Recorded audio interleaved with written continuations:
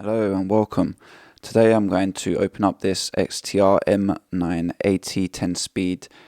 So there's a little bit of an annoying thing on this shifter is that it's potentially not workable, or it is like I did on the Shimano XT M79 derailleur, I believe. The problem is that there's a nut here, and when you remove that you damage the threading, and I'm fairly certain that this one is the same, and so I'm not going to work on that specifically today. I am going to open it up though to show you that it is possible to pretty much work on most of the pulls and the springs if you really want to. So there's 4 Phillips screws to remove.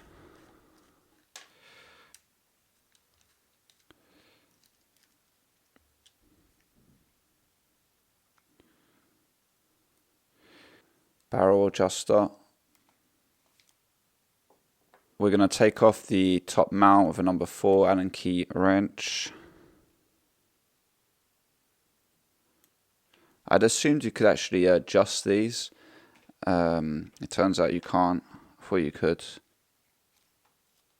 Right. So you'll see on the back of this actually, to take off, I forgot, to take off this mount, there's another screw there. Let's take it off. We'll clean underneath that cover while I'm at it.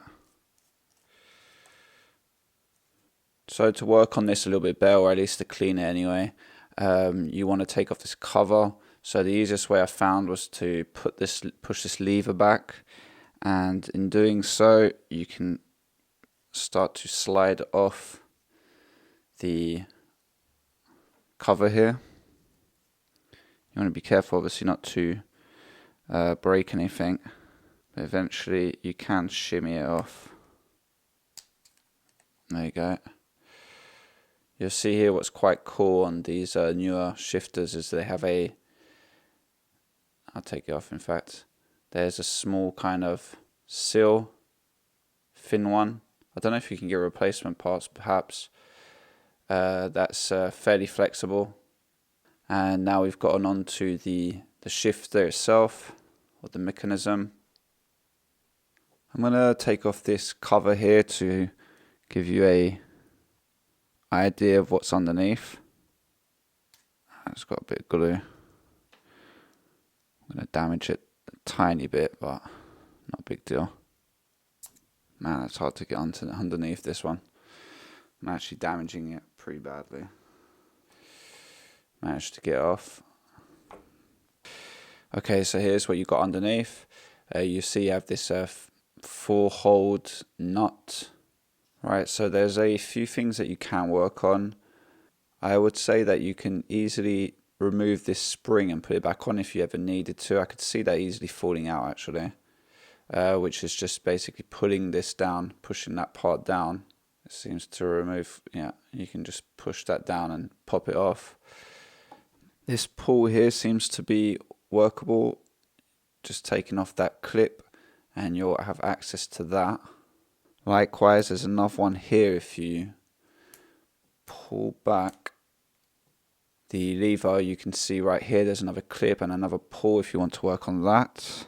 This one I'm not too sure of, and even if you could, you would definitely need to remove the whole nut here. Now I can see here there's some tiny little, there's like a tiny little slots of metal sticking out, acting as probably a stopper for this bolt, this nut. I don't know what it is. I think the bolt on the other side is potentially running through here. I think what I'm going to end up doing is finding a broken shifter perhaps, and I'll be able to then test this without risking throwing away the shifter, as I kind of want to sell this. So I'm going to give the interior a clean, some degreaser. You can pretty much access everything on here. So I'm going to go ahead and do that. Scrub off some of the old dirt and debris that's inside here while I've got it open. I've been using this kind of cheap brake cleaner for cleaning out the inside of the mechanism. I like the way it blasts out, and it seems to work pretty well, although it doesn't grease after, just degreases. So you do need to add on some grease once you've if you're using something like this. Otherwise you can use WD-40, but that also tends to do the same thing, which is removing the old thicker grease and then kind of coating a very thin grease, which isn't very appropriate. It's not even grease, it's oil that it puts inside it. You'll see on the interior here there's a coil spring. You want to kind of get some grease into that, I would guess. So I've got this rubbish syringe. It's actually a really rubbish syringe because I can't get a lot of oil at the same time. It's going to be able to at least enable me to push some into there.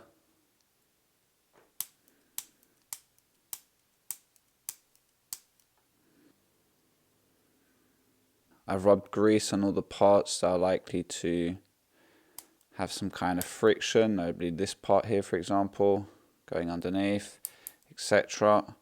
And on all the springs. You obviously don't want to overdo it either. So now let's put the cover back on.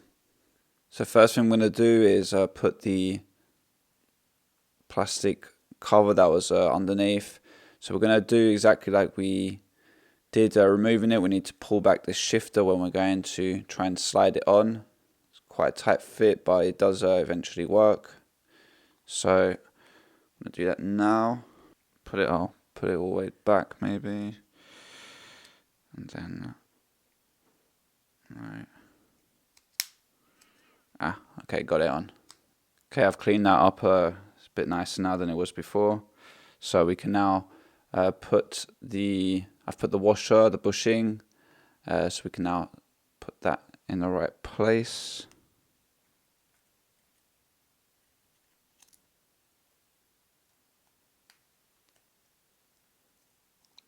Put that screw on to hold the mount. So we put that on the top. Let's grab the washer and the bolt. It goes through here.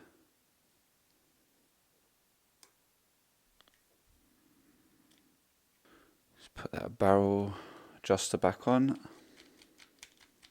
Let's put those 4 screws.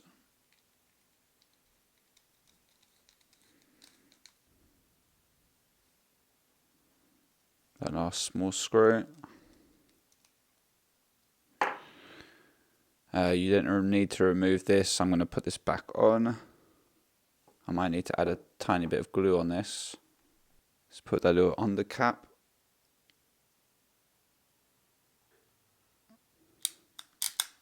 Okay, so it looks like it's all working as it should do.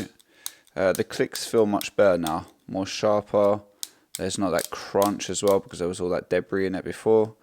So now I've got to work on the next thing, which is the XTR derailleur. So thank you for listening, and until next time, peace out.